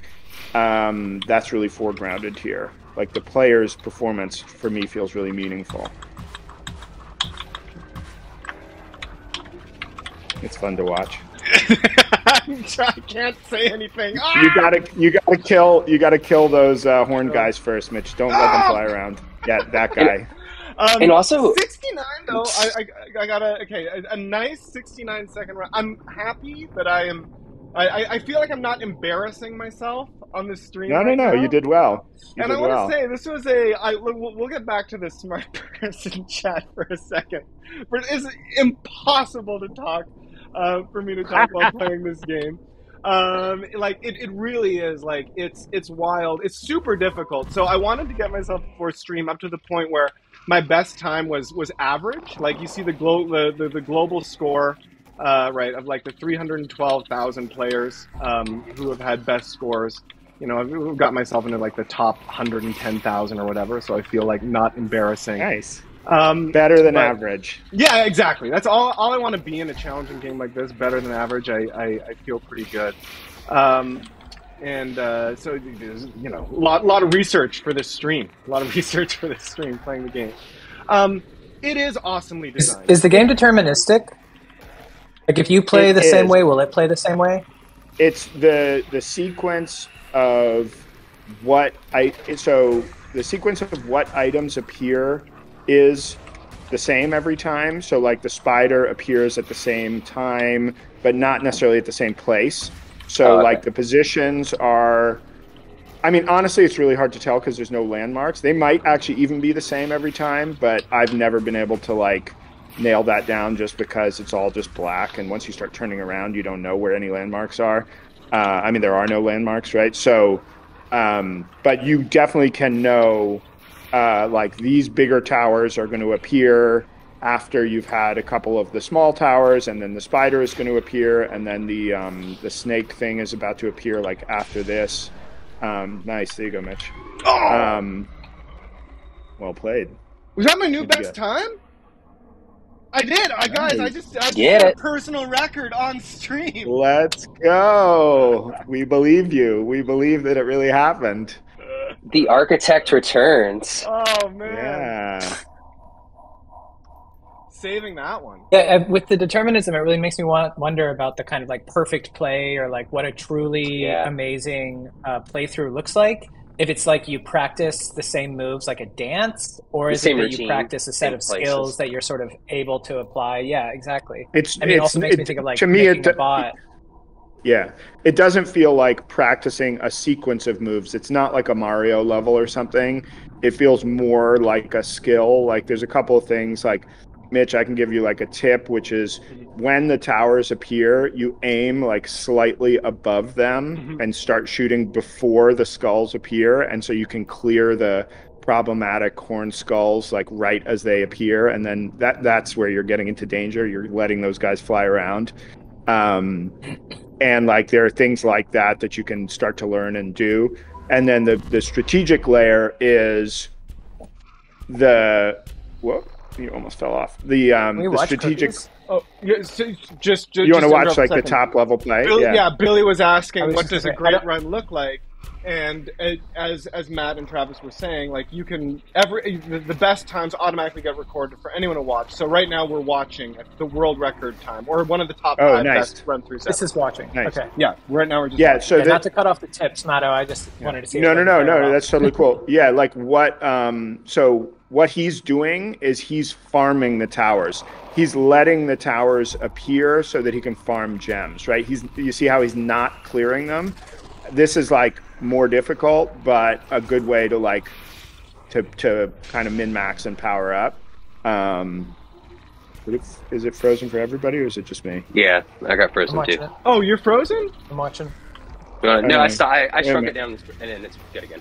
Oh no, it's just my Yeah, Discord. I can't full You're screen good. here. My Discord never lets Oh, me yeah. full screen. Oh, that's interesting. Okay, yeah, I'll keep it in a panel.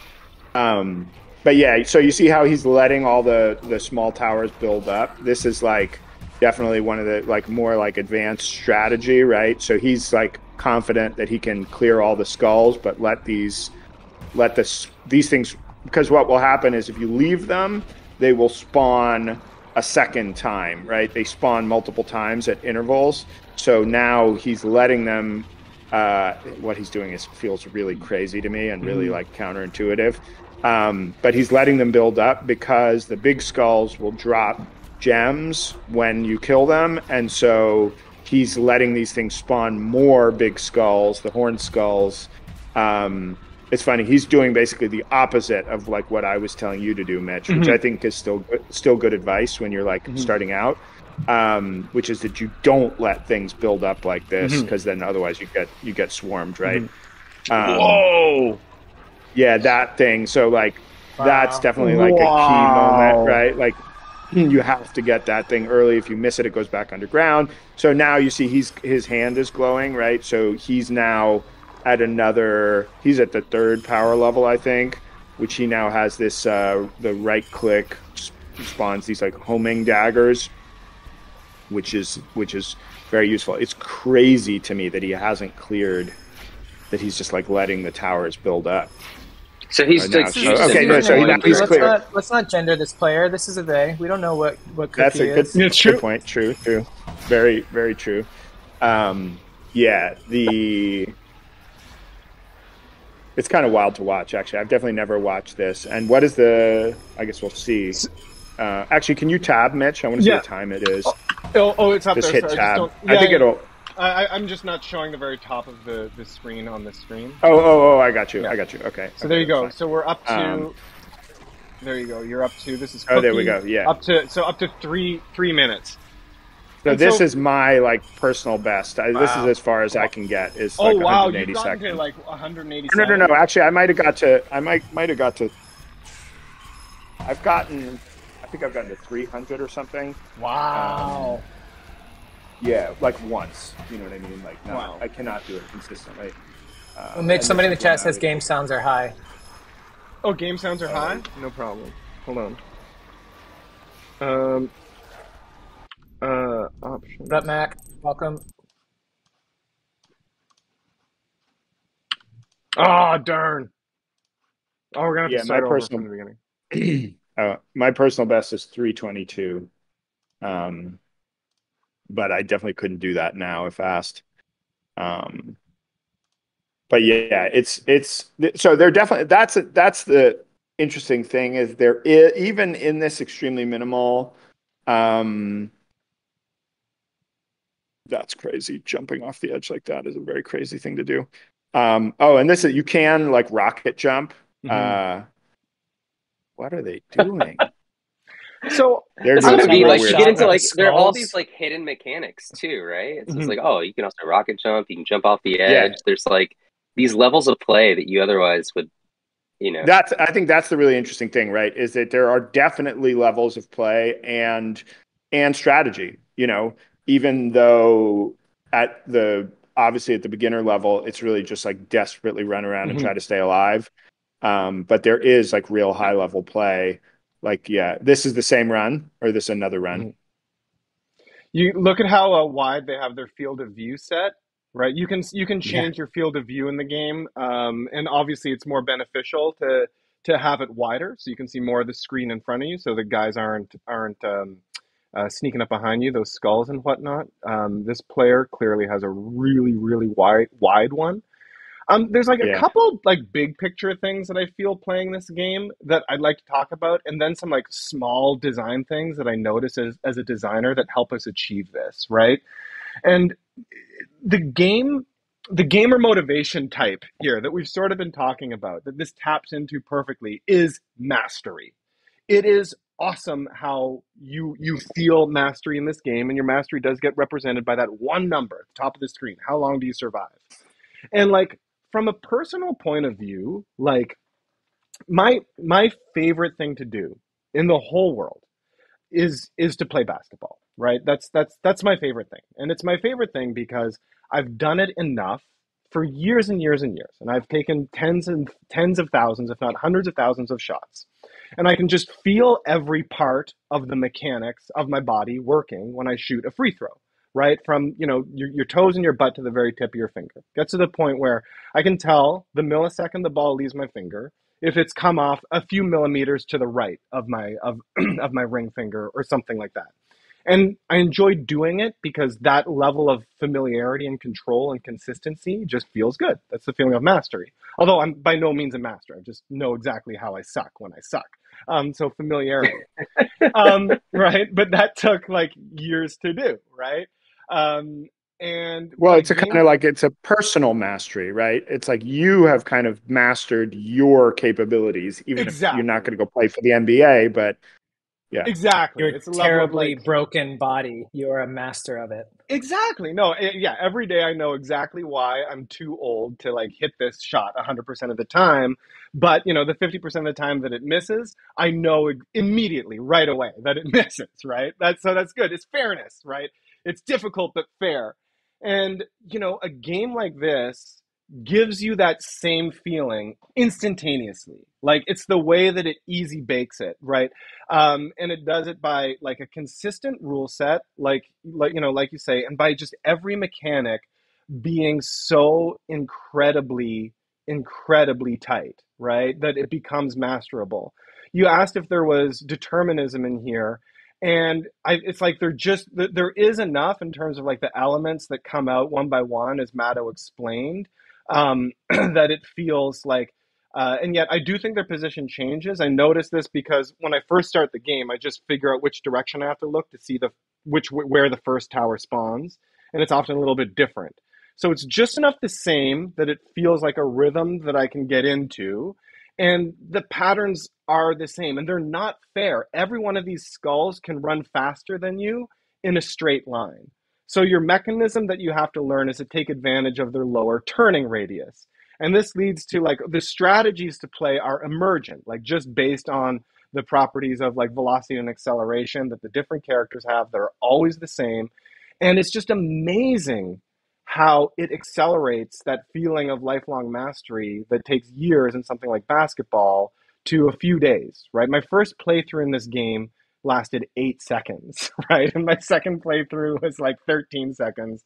And it's like, sure enough, like get up to 90 seconds. It's like an incredible feeling, like it's an incredible way that games can tap into a really like fundamental human sensation. Yeah, totally. I mean, Oh, there's this something sounds like I flow think state. 100%. I mean, this to me is like, and one of the reasons that this game fits into my life so well is because it's super fast Mhm. access to that flow state. I can turn it on. I could be like waiting for a phone call to start, turn it on, play for 60 seconds, and get in that state with no like running between towns or fucking loading or cutscenes or whatever. Like it's like a very pure little crack rock of flow state that you can just get right away. That loading between screens is so essential, and this is one of the things I want to talk about. Just as a designer, the individual decisions that they make to accentuate that feeling, right? Like the load time is negligible, even like from the time that you click play on Steam, you're in the game like within 10 seconds, right? Like I don't think that like the I guess they do the little developer logo at the very beginning. It lasts 1 second. Like even that is super short. Like even that is optimized. It's awesome. Like I didn't know the hotkey to just press R to restart a new game, but that's super That's such a huge. good feeling. And the sound for it is really good. It just is like, it's like so satisfying. Yeah. When it's on mute, it sounds like the Law and Order doom doom thing. Yeah. When it's quiet. Actually, and the sound design is really key, right? It lets you always feel that it's fair, and it's actually one of the reasons why I was afraid I was going to suck on this stream, because I do use the 3D audio to know when the skulls are behind me and around me. It actually helps.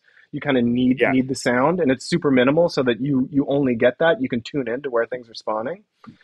Um, Other little things that I noticed, like this whole game only works, I think, because this dude is clearly a really good coder. He coded his own engine for this, so from what I understand, this is not Unity or Unreal. No, no, Like no. Yeah.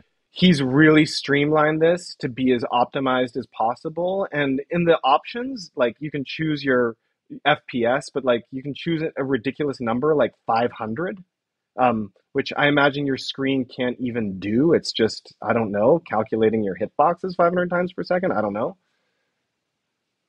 Yeah. Yeah. No, I do think that that's important. And just it's also like for me, there's something really pleasurable about the fact that it is kind of like evoking Quake and probably Quake more than anything Hmm. else aesthetics, but doing it in this kind of parallel reality now where we have these really fast computers. So there's both a functional choice of like these low res graphics will render really, really fast, even on, mid tier modern hardware.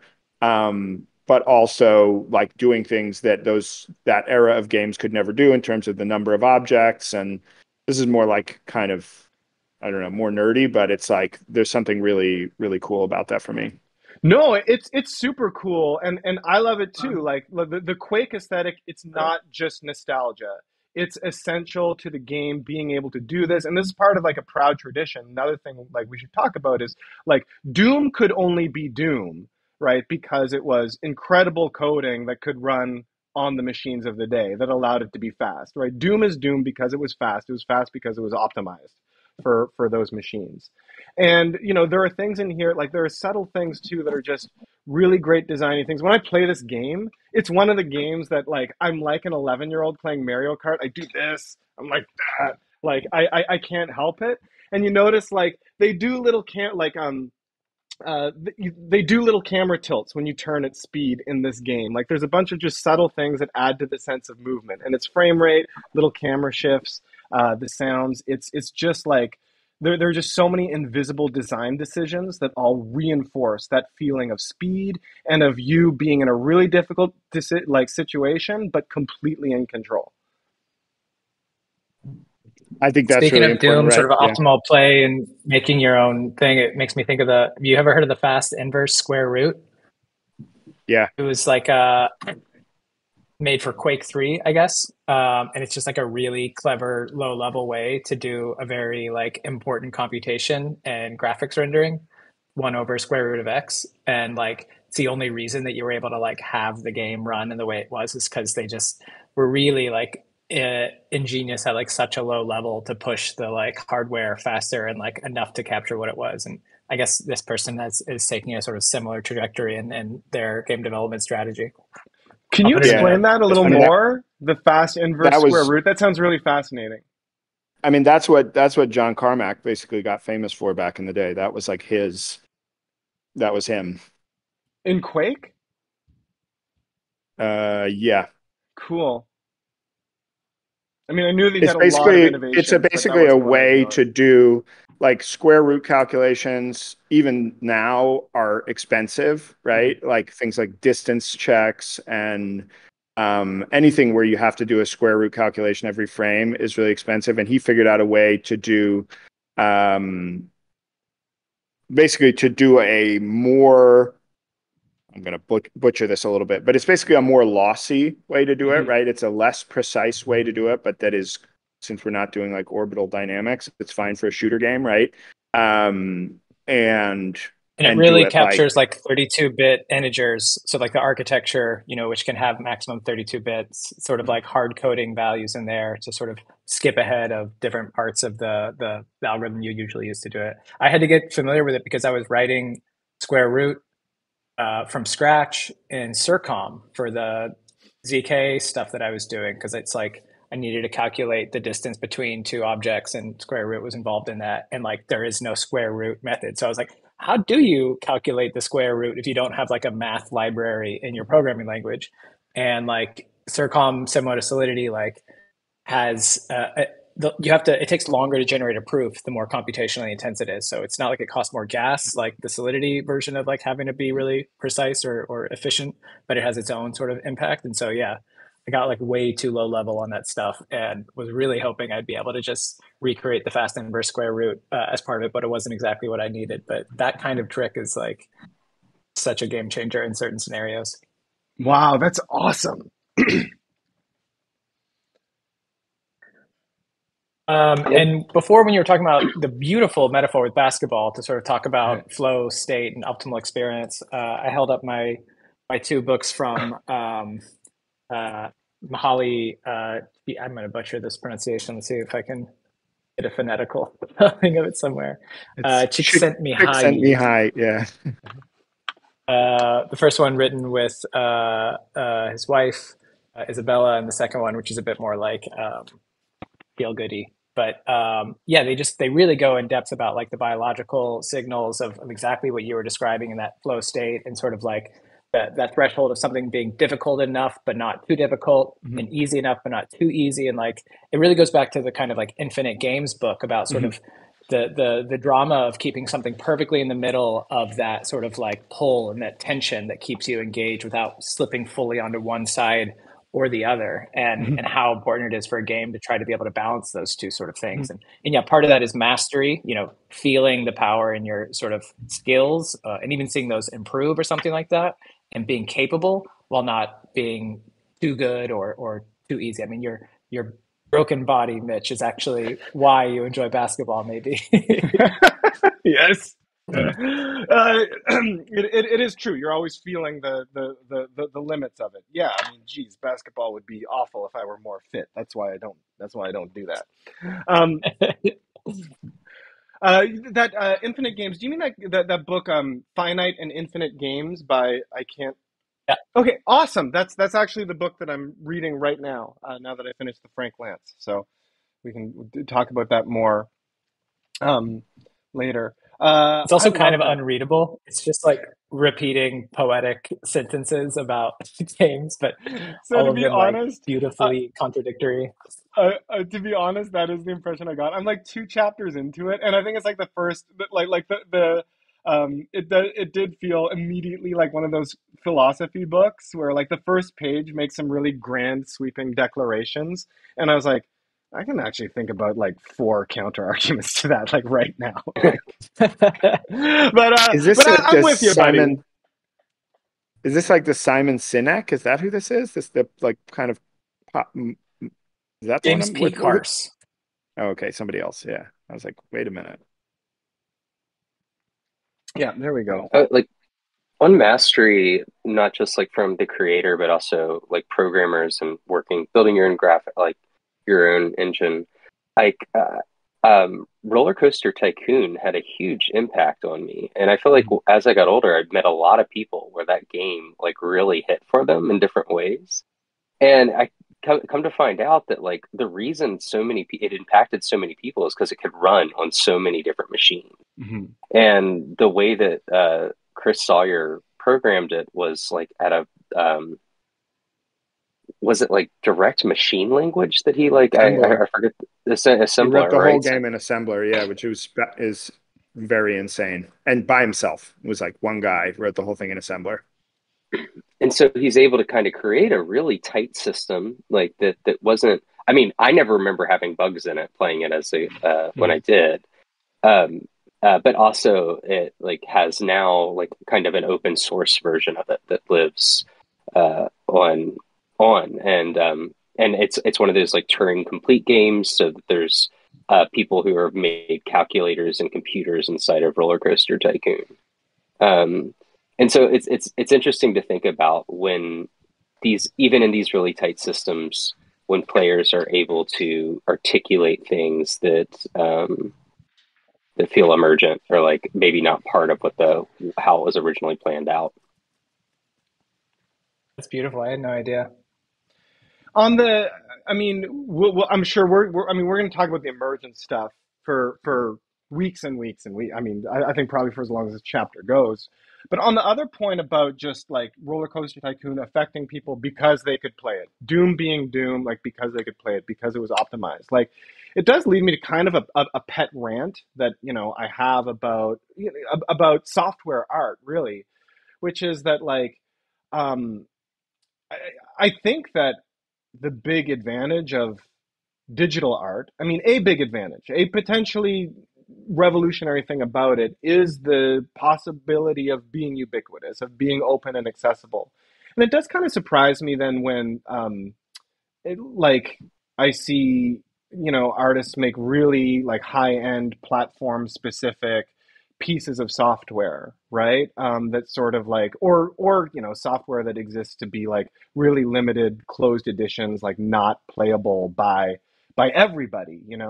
Um, we're going to talk, I guess, in the future a lot about artworks that are video games, and I get really frustrated by the ones that I can't play, either because I don't have the Yeah, hardware or because it was like it's one USB drive that was sold to one rich guy, right? That stays in their vault or something like that. But that like being everywhere is to me the defining feature of this. And like it's like the net artist people, like like they knew that when this was all starting up, and I just hope that we stick with that.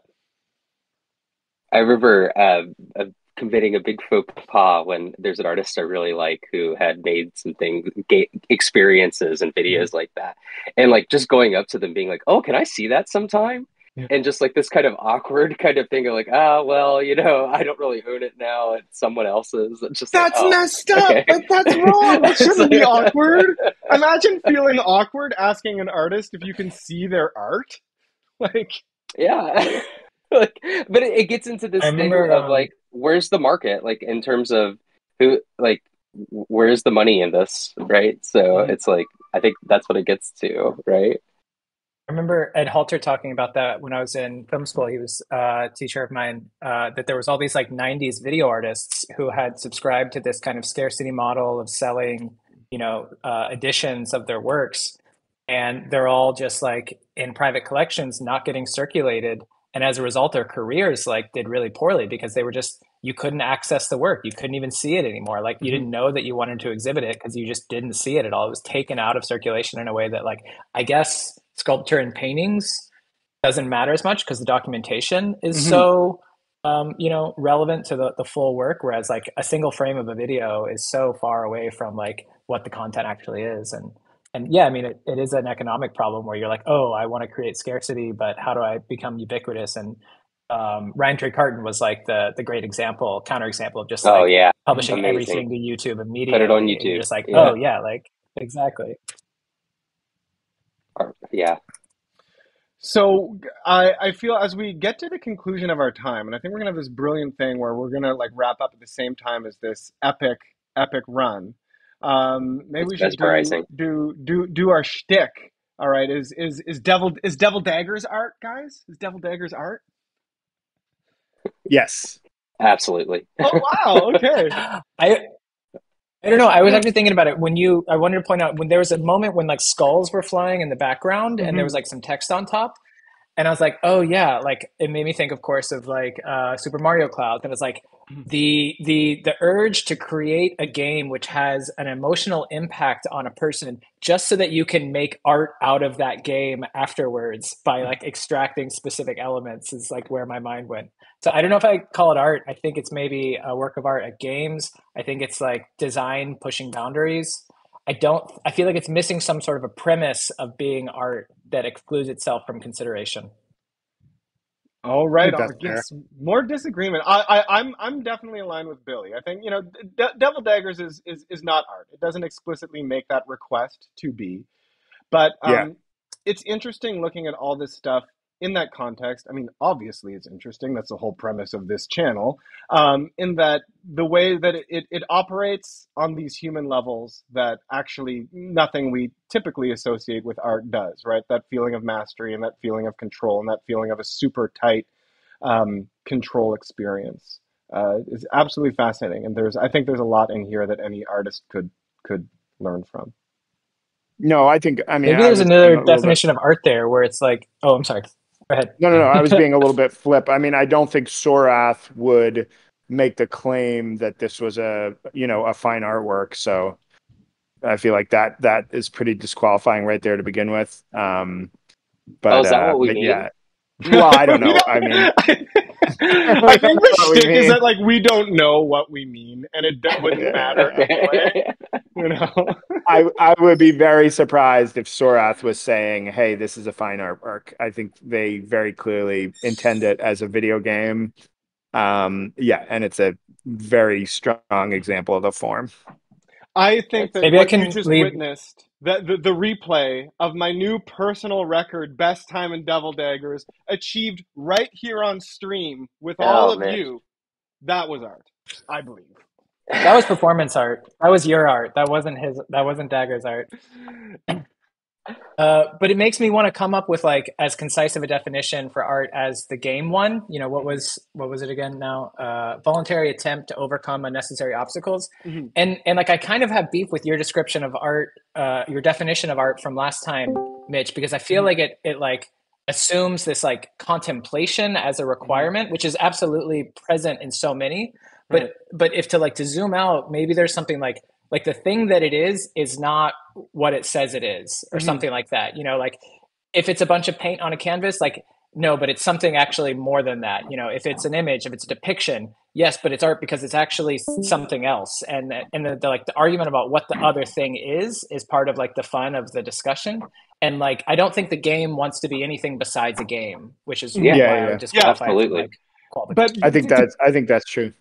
and to pick up on something that you said, like I'm coming around to agreeing with you and figuring this out. This emphasis on contemplation is, yeah, maybe that's unnecessarily prescriptive because like there is something important that happens here on a very real part of my psyche, my mind, like my emotions, right? It's not contemplation, but it's a feedback of some other kind. And maybe, contemplation is just one human experience that can be brought to bear on these artifacts, right? On these pieces of software or on these objects. Um, maybe, yeah. I do feel like that games actually, I mean, there's part of me that wants to put kind of games and art in opposition because I do feel like it's almost the opposite of contemplation when I'm immersed in something like this, right? When I'm like totally in a flow state Smooth and just, brain. Mhm. I want to have yeah, total smooth like brain. the best kind of the smoothest possible brain experience, right? Is like, and very satisfying for that reason. And if I was being pulled out to say, hey, hey, did you get, I got a joke about Marcel Duchamp in here, like, Mhm. contemplate me.